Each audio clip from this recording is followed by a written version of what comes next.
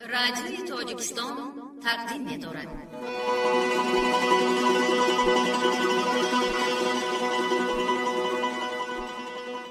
من چی گویم وصف آن عالی جناب، نیست پیغمبر ولی دارد کتاب. مثنوی معنوی مولوی، هست قرآن در زبان پهلوی.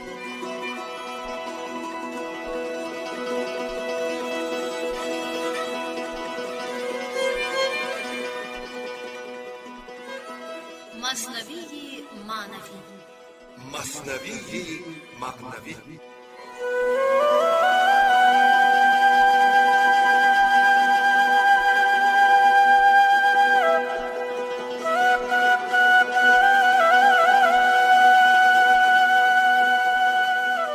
محفل ادبی و افتخار 800 سالگی مولانا محمد جلال‌الدین بلخی.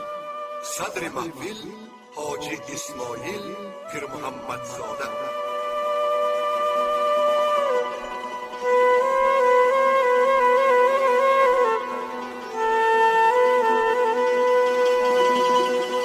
در خوانش پنجم ما شاهد انقلاب عرفانی در ترجمه های قرآن می شویم که دیگر مولانا نام ملت را نمی گیرد و شجاعتمندانه رو به ادبیات جهانی می آرد. او چنین دعوا دارد که حکمت در هیچ جا غریب نیست. نظر به حکمت نامه هند می آرد. از کلیله و دیمنه اقتباس می آرد. استادانه به فرزندان آدم و جگرگوشه های حوا رو می آرد و در مثل نخچیران و خرگوش و شیر و حیوانات دیگر به جهانیان نصیحت می گوید. عقل سالم را از زوری جسمی بالا می ماند و بالای توکل و جهد ابراز عقیده می کند. از گذشته سبق زندگی گرفتن را وصیت می کند و حکمت های هندی صدا می دهند. مرکیا ساده بیمار لوتی جسکی سبب اوسی اتار که لرکعس دوا لیتی ہے. میر آنقدر ساده است که از دست آدمی دارو می خرد که پدری میر از دست پدری این آدم دارو خریده بود و کسل شده بود. او ما را نصیحت می کند که دوست را از دشمن شناسیم و به مقابل دشمن خیش و فرزندان خیش تدبیر بیاندیشیم. اکنون می پردازیم به خواندن ادامه مثنوی معنوی. خواننده ها نظر یزدانی، شرافت عبدالنظر، خیرالله ابراهیم و حاجی اسماعیل پیر محمد زاده.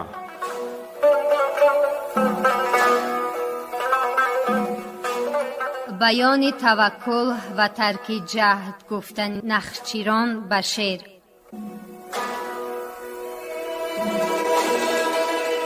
طایفه نخچیر در وادی خوش بودشان از شیر دایم کشمکش. بس که آن شیر از کمین می در بود، آن چرا بر جمله ناخوش گشته بود. حیله کردند آمدند ایشان به شیر، که از وظیفه ما تو را داریم سیر. بعد از این اندر پی صید میا، تا نگردد تلخ بر ما این گیا. گفت آره گر وفا بینم نه مکر، مکرها بس دیدم از زید و بکر. من هلاک فعل و مکر مردمم، من گزیده زخم مار و کژدمم. مردم نفس از درونم در کمین، از همه مردم بتر در مکر و کین. گوش من لا یلدغ المؤمن شنید، قول پیغمبر به جان و دل گزید. جمله گفتند ای حکیم با خبر، الحذر دع لیس یغنی عن قدر. در حذر شوریدن شور و شر است، رو توکل کن توکل بهتر است. با قضا پنجه مزن ای تند و تیز، تا نگیرد هم قضا با تو ستیز. مرده باید بود پیش حکم حق، تا نیاید زخم از رب الفلق. گفت آره گر توکل رهبر است. این سبب هم سنت پیغمبر است. گفت پیغمبر با آواز بلند، با توکل زانوی اشتر ببند. رمز الکاسب حبیب الله شنو، از توکل در سبب کاهل مشو.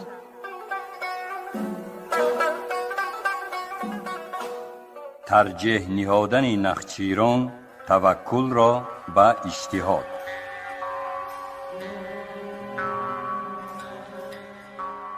قوم گفتندش که کسب از ضعف خلق، لقمه تصویر دان بر قدر خلق. نیست کسب از توکل خوبتر، چیست از تسلیم خود محبوبتر. بس گریزند از بلا سوی بلا، بس جهند از مار سوی اژدها. حیله کرد انسان و حیلش دام بود، آنکه جان پنداشت خون آشام بود. در ببست و دشمن اندر خانه بود، حیله فرعون زین افسانه بود. 100,000 طیف کشتان کینه‌کش، وانکه او می جوست اندر خانه‌اش. دیده ای ما چون بس علت دروست، رو فنا کن دیدی خود در دیدی دوست. دیدی ما را دیدی او نعم العوض، یابی اندر دیدی او کلی غرض.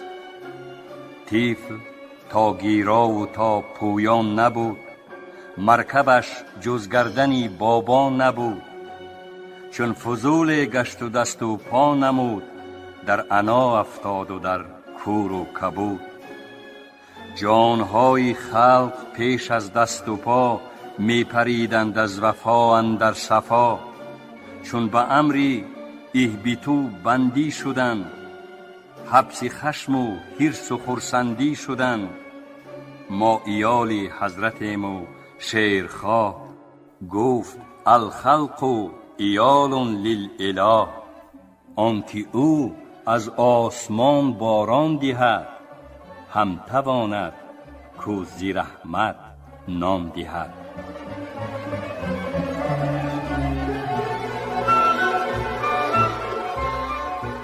ترجیح نهادن شعر جهد را بر توکل.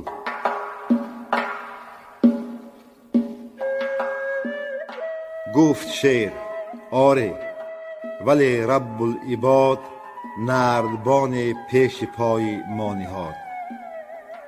پایه پایه رفت باید سوی بام، هست جبری بودن اینجا طمع خام. پای داری چون کنی خود را تو لنگ، دست داری چون کنی پنهان تو چنگ. خواجه چون بیل به دستی بنده داد، به زبان معلوم شد او را مراد.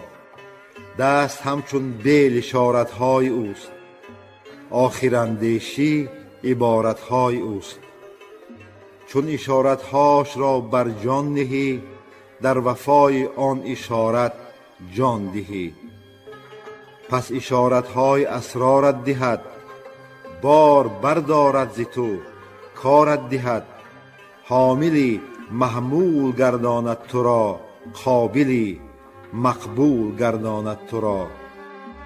قابلی امری وی قابل شوی، وصل جویی بعد از آن واصل شوی. سعی شکر نعمت قدرت بود، جبر تو انکار آن نعمت بود.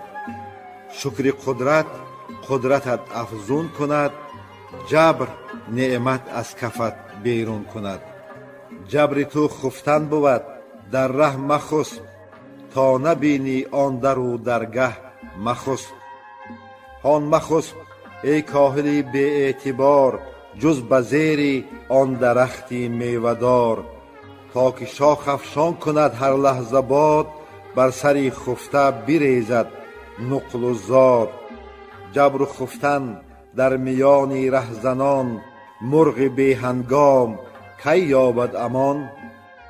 و اشارتهاش را بینی زنی، مرد پینداری و چون بینی زنی. آنقدر عقلی که داری گم شود، سر که عقل از وی بپرد دم شود. زان که به شکری بود شوم و شنار، می برد به شکر را در قعر نار.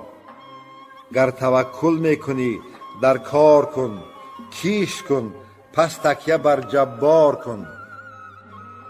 جمله با وی بانگ ها برداشتند، کان حریصان که سبب ها کاشتند. 100,000 اندر هزار از مرد و زن، پس چرا محروم ماندند از زمن؟ 100,000 قرن ز آغاز جهان، همچو اژدرها گشاده 100 دهان. مکرها کردند آن دانا گروه، که زبون برکنده شد زان مکر که. کرد وصف مکرهاشان ذوالجلال، لیتزول منه اقلال الجبال.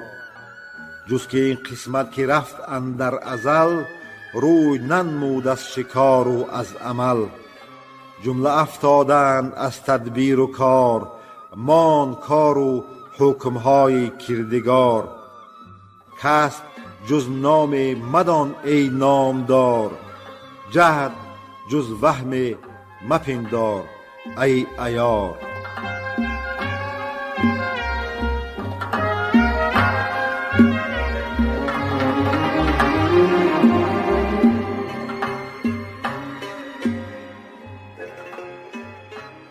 نگریستن عزراییل بر مرد و گریختن آن مرد در سرای سلیمان علیه السلام و تقریر ترجیح توکل بر جهد و قلت فایده جهد.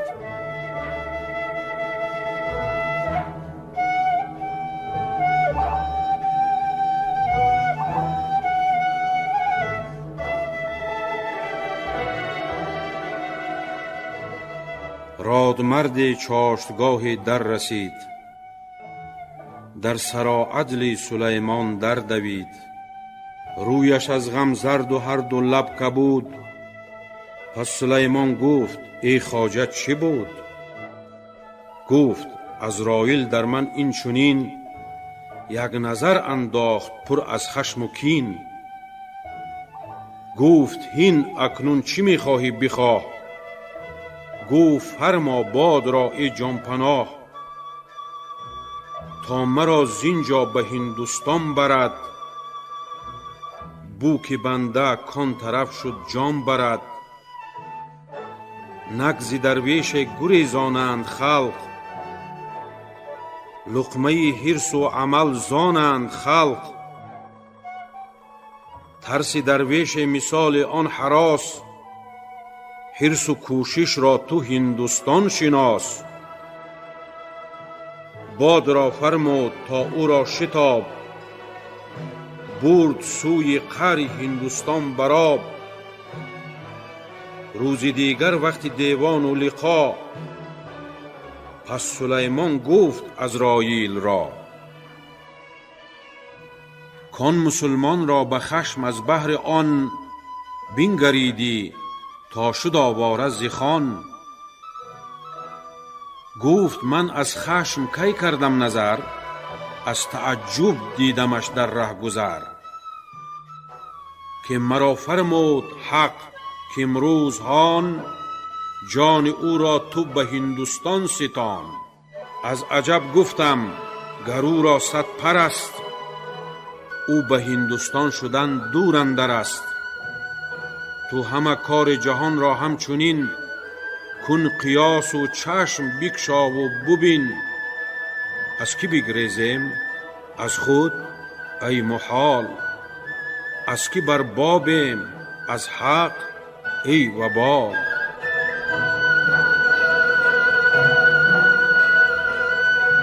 باز ترجیح نهادن شعر جهد را بر توکل و فواید جهد را بیان کردن. شعر گفت آره، ولیکن هم ببین جهدهای انبیا و مؤمنین. حق تعالی جهدشان را راست کرد، آنچه دیدند از جفا و گرم و سرد. حیله هاشان جمله حال آمد لطیف، کل شیء من ظریف هو ظریف. دامهاشان مرغ گردونی گرفت، نقصهاشان جمله افزونی گرفت. جهد میکن تا توانی ای کیا، در طریق انبیا و اولیا. با قضا پنجه زدن نبود جهاد، زان که آن را هم قضا بر ما نهاد. کافرم من گر زیان کرده است کس، در ره ایمان و طاعت یک نفس. سرشکسته نیست این سر را مبند، یک دو روزک جهد کن باقی بخند. بدمحالی جست کو دنیا بجست، نیک حالی جست کو عقبا بجست. مکرها در کسب دنیا بارد است، مکرها در ترک دنیا وارد است. مکر آن باشد که زندان حفره کرد، آن که حفره بست آن مکر است سرد. این جهان زندان و ما زندانیان، حفره کن زندان و خود را وارهان. چیست دنیا؟ از خدا غافل بودن، بی قماش و نقده و میزان و زن. مال را که از بهر دین باشی حمول، نعم مال صالح خواندش رسول. آب در کشتی هلاک کشتی است، آب اندر زیر کشتی پشتی است. چون که مال و ملک را از دل براند، زان سلیمان خیش جز مسکین نخواند. کوزه سربسته اندر آب زفت، از دلی پرباد فوق آب رفت. باد درویشی چو در باطن بود، بر سر آب جهان ساکن بود.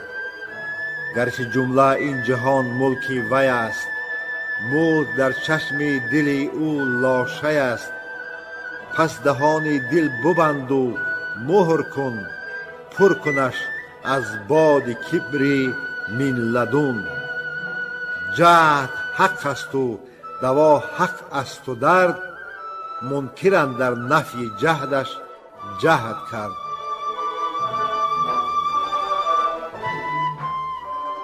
مقرر شدن ترجیح جهد بر توکل. زین نمط بسیار برهان گفت شعر، کز جواب آن جبریان گشتند سیر. روبه و آهو و خرگوش و شغال، جبر را بگذاشتند و قیل و قال. عهدها کردند با شیر ژیان، کاندرین بیعت نیفتد در زیان. قسم هر روزش بیابد بی جگر، حاجتش نبود تقاضای دیگر. قرعه بر هر کی فتادی روز روز، سوی آن شیر و دویدی همچو یوز. چون به خرگوش آمد این ساغر به دور، بانگ زد خرگوش کآخر چند جور. این کار کردن نخچیران بر خرگوش، در تأخیر رفتن بر شیر. قوم گفتندش که چندین گاه ما، جان فدا کردیم در عهد و وفا. تو مجو بدنامی ما ای عنود، تا نرنجد شیر رو زود زود. جواب گفتن خرگوش ایشان را گفت: ای یاران، مرا مهلت دهید تا به مکرم از بلا بیرون جهید. تا امان یابد به مکرم جانتان، ماند این میراث فرزندانتان. هر پیامبر امتان را در جهان، همچنین تا مخلص میخواندشان. گر فلک راهی برون شو دیده بود، در نظر چون مردمک پیچیده بود. مردمش چون مردمک دیدند خرد، در بزرگی مردمک کس ره نبرد. اعتراض نخچیران بر سخن خرگوش. قوم گفتندش که ای خر گوش دار، خویش را اندازه خرگوش دار. هین چه لاف است این که از تو بهتران، در نیاوردن اندر خاطران. موجب یا خود قضامان در پی است، ورنه این دم لایق چون تو کی است؟ جواب خرگوش نخچیران را گفت ای یاران حقم الهام داد، مر ضعیف را قوی رای فتاد. آنچه حق آموخت مر زنبور را، آن نباشد شیر را و گور را.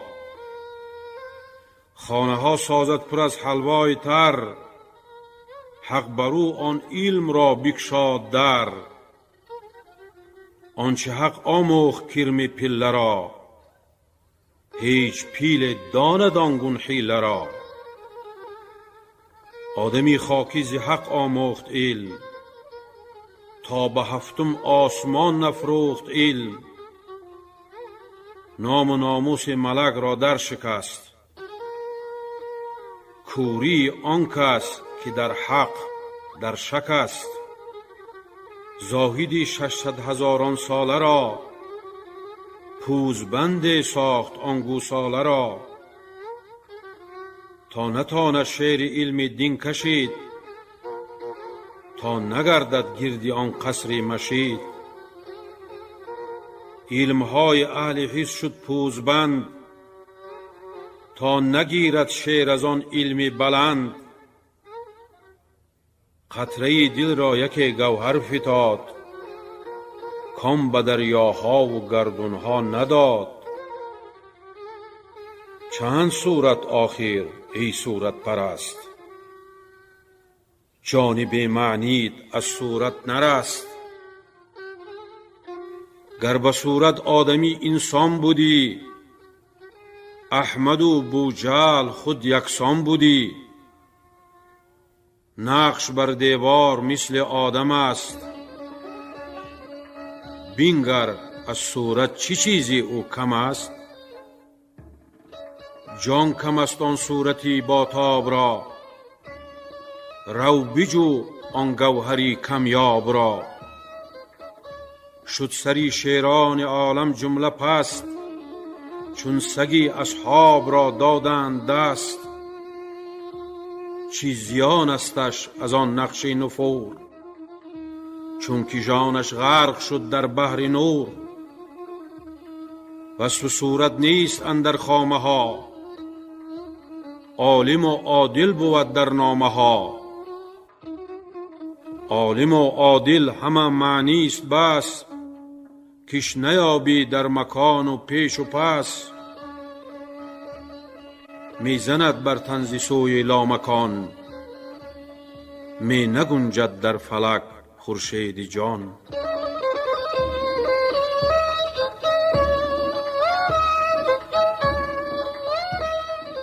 ذکر دانش خرگوش و بیان فضیلت و منافع دانستن.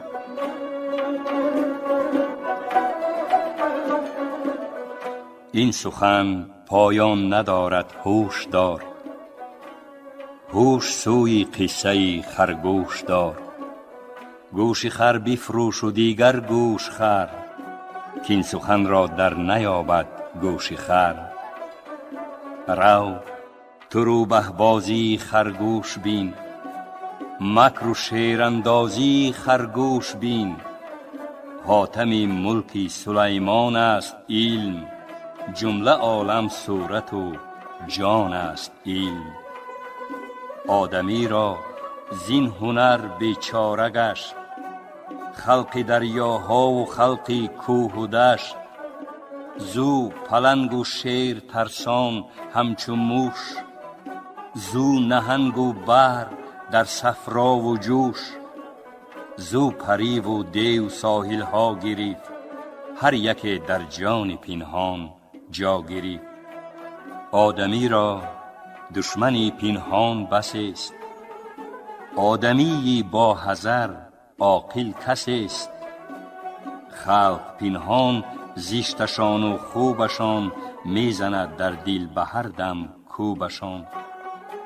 بحر غسل ار در روی در جویبار، بر تو آسیب زند در آب خار. گرچه پنهان خار در آب است پست، چون که در تو می خلد دانی که هست. خارخاری وحی ها و وسوسه، از هزاران کس بود نه یک کسه. باش تا حس های تو مبدل شود، تا ببینیشان مشکل حل شود.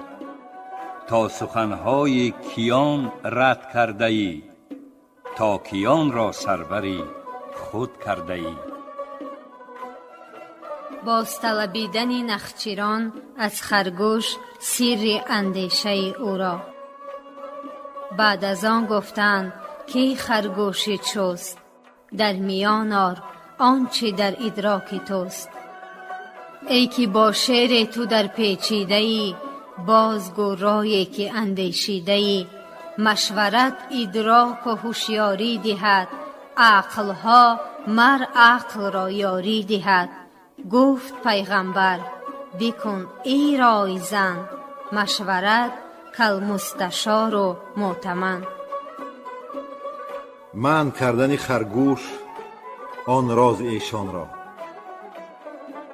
گفت هر راز نشاید باز گفت، جفت طاق آید گه طاق جفت.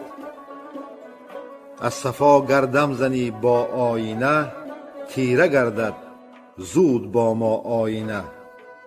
در بیان این سه کم جنبان لبت، از ذهاب و از ذهب و از مذهبت. کین سه را خصم است بسیار و عدو، در کمینت ایستد چون داندو. ور بگویی با یک دو الودا، کل سیرین جاوز الاثنین شاه. گر دو سه پرنده را بندی به هم، بر زمین مانند محبوس از علم. مشورت دارند سرپوشیده خوب، در کنایت با غلط افکن مشو. مشورت کردی پیامبر بسته سر، گفته ایشان را جواب و بیخبر.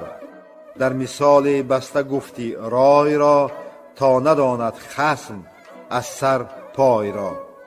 او جواب خیش بگرفتی از او، و سؤالش می نبردی غیر بو.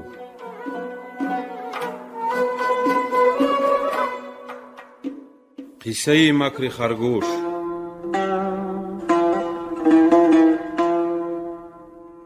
ساعتی تأخیر کرد اندر شدن، بعد از آن شد پیش شیر پنجه زن.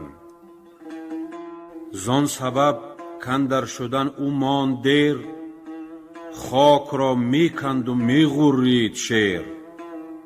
گفت من گفتم که عهد آن خسان، خام باشد خام و سست و نارسان.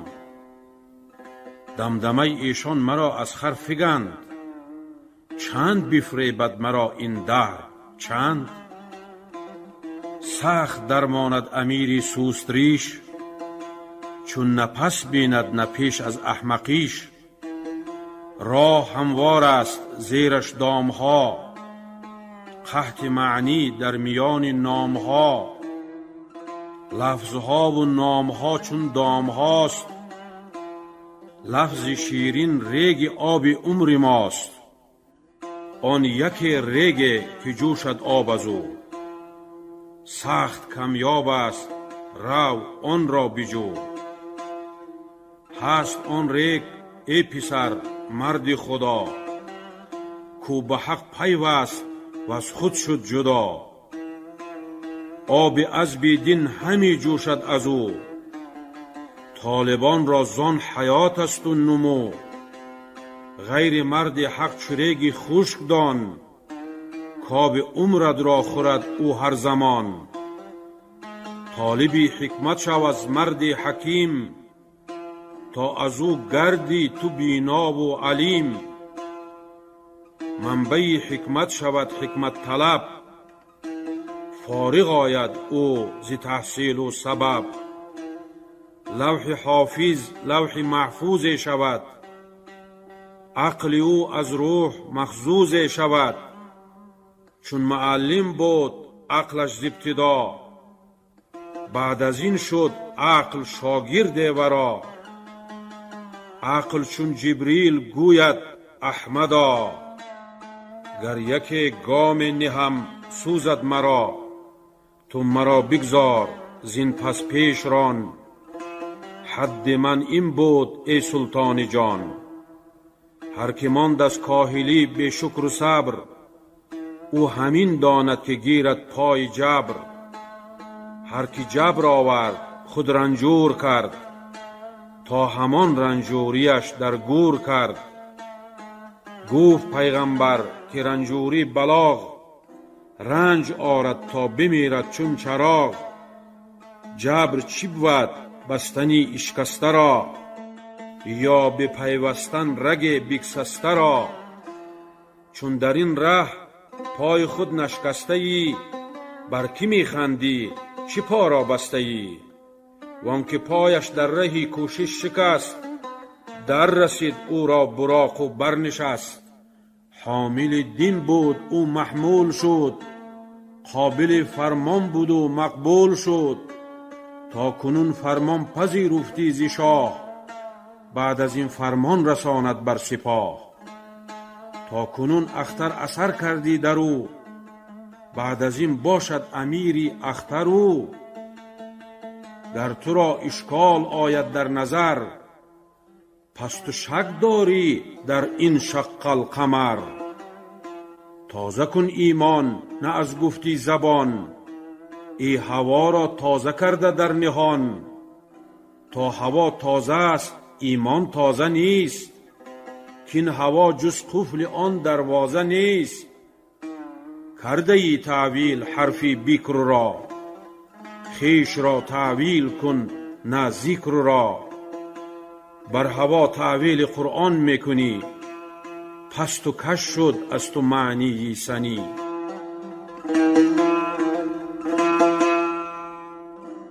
ضیافت تعویل رکیک مگس.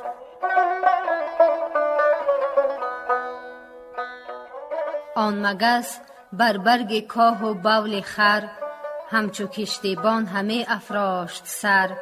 گفت من دریا و کشتی خواندم، مدت در فکر آن می ماندم. اینک این دریا و این کشتی و من، مرد کشتیبان و اهل رای زن.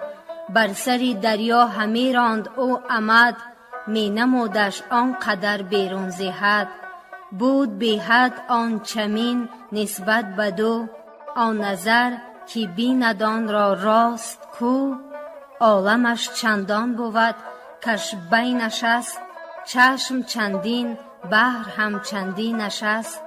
صاحب تعویل باطل چون مگس، وهم او بول خر و تصویر خس.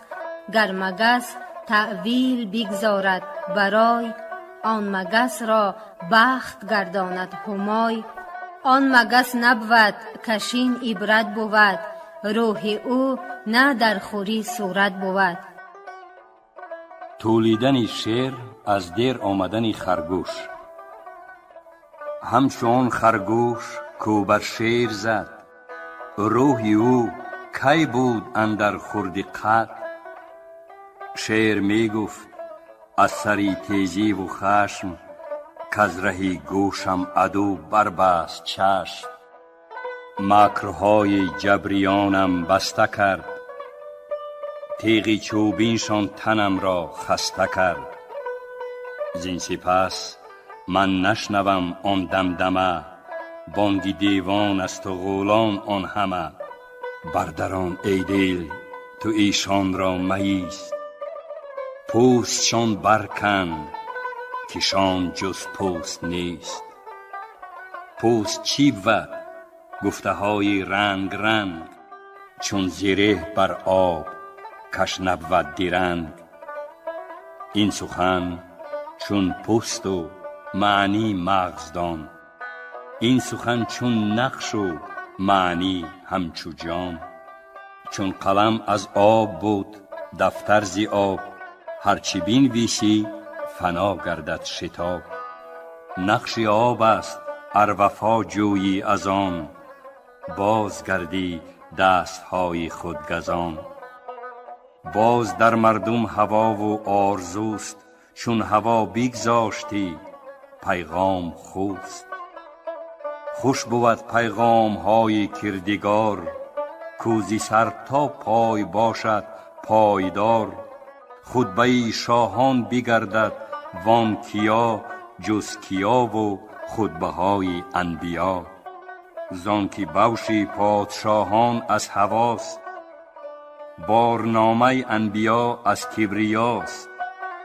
از درمها نام شاهان برکنند، نام احمد تا ابد برمیزنند. نام احمد نام جمله انبیاست، چون که 100 آمد 90 هم پیش ماست.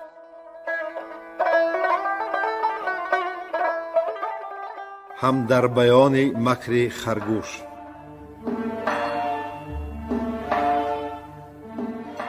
در شدن خرگوش بس تأخیر کرد، مکر را با خویشتن تقریر کرد. در ره آمد بعد تأخیری دراز، تا به گوش شیر گوید یک دو راز. تا چه عالم هاست در سودای عقل، تا چه با پهناست این دریای عقل. صورت ما اندر این بحر عذاب، می دود چون کاسه ها بر روی آب. تا نشد پر بر سر دریا چو تشت، چون که پر شد تشت در وی غرق گشت. عقل پنهان است و ظاهر عالمه، صورت ما موج یا از وی نمی. هرچی صورت می وسیلت سازدش، زان وسیلت بحر دور اندازدش. تا نبیند دل دهنده راز را، تا نبیند تیر دور انداز را. اسب خود را یاوه داند و ستیز، می دواند اسب خود در راه تیز. اسب خود را یاوه داند آن جواد، و اسب خود او را کشان کرده چو باد. در فغان و جستجو آن خیره سر، هر طرف پرسان و جویان در بدر. کان که دزدید اسب ما را کو و کیست، این که زیر ران توست ای خواجه چیست. آره این اسب است لیکن اسب کو، با خدای ای شه سوار اسب جو. جان ز پیدایی و نزدیکیست گم، چون شکم پر آب و لب خشکی چو خم. کی ببینی سرخ و سبز و فور را، تا نبینی پیش از این 3 نور را. لیک چون در رنگ گم شد هوش تو، شد ز نور آن رنگ ها روپوش تو. چون که شب آن رنگ ها مستور بود، پس بدیدی دیدی رنگ از نور بود. نیست دیدی رنگ به نوری برون، همچنون رنگی خیالی اندرون. این برون از آفتاب و از سها، و اندرون از عکس انوار اولا. نوری چشم خود نوری دل است، نور چشم از نور دلها حاصل است. باز نور دل نور خداست، کو ز نور عقل و حس پاک و جداست. شب نبود نور و ندیدی رنگ ها، پس به ضد نور پیدا شد تو را. دیدنی نور است آنگه دیدی رنگ، وین به ضد نور دانی بیدی رنگ. رنج و غم را حق پی آن آفرید، تا بدین ضد خوشدلی آید پدید. پس نهانی ها به ضد پیدا شود، چون که حق را نیست ضد پنهان بود. که نظر بر نور بود آنگه برند، ضد به ضد پیدا بود چون روم و زند.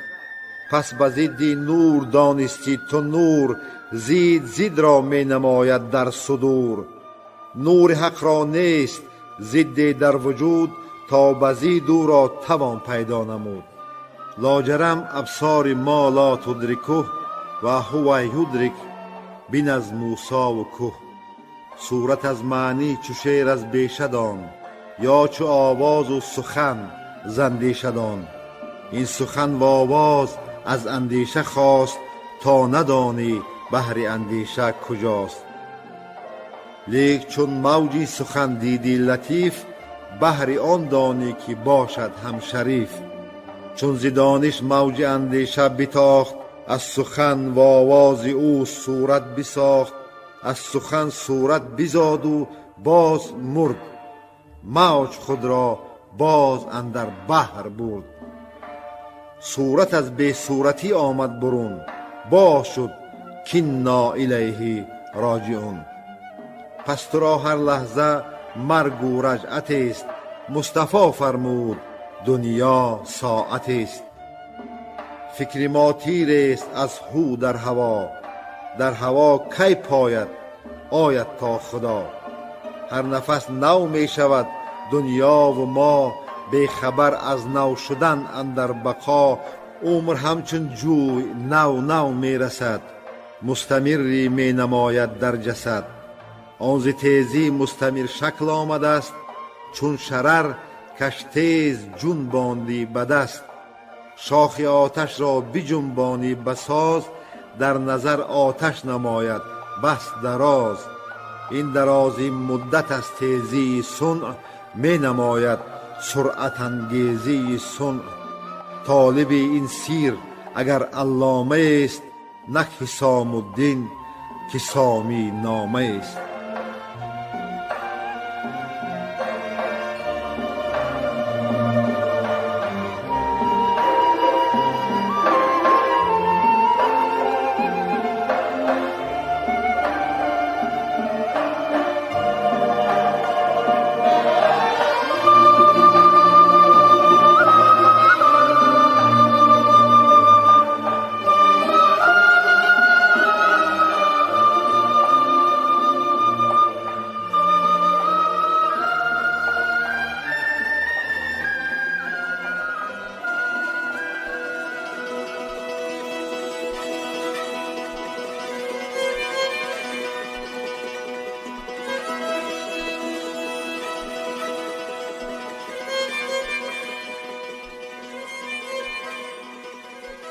شما محفل ادبی را با افتخار 800 سالگی مولانا محمد جلال الدین بلخی شنیدید. تهیه‌گر خیرالله ابراهیم، یاوری تهیه‌گر ایرج میرزا علی، منظم آواز برنای نظام، محرر عبدالقادر عبدالقهار. خانه آباد باشید.